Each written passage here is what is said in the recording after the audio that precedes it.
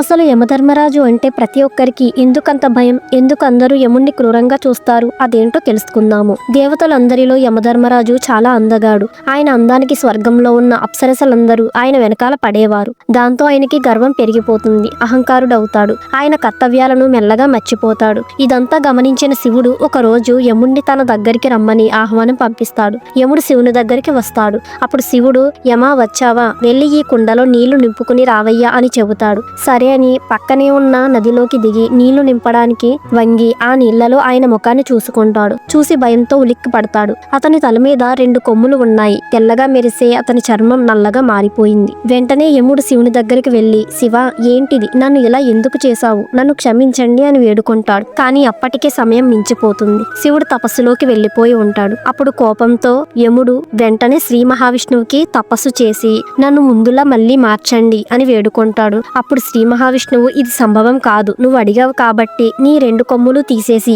ఈ గేదె మీద పెడుతున్నాను. ఇక నుండి ఈ గేదె నీ వాహనం అని చెబుతాడు. మరిన్ని వీడియోస్ కోసం ఫాలో చేయండి. అలాగే మీరు ఏ విషయం గురించి తెలుసుకోవాలనుకుంటున్నారో కామెంట్ చేయండి.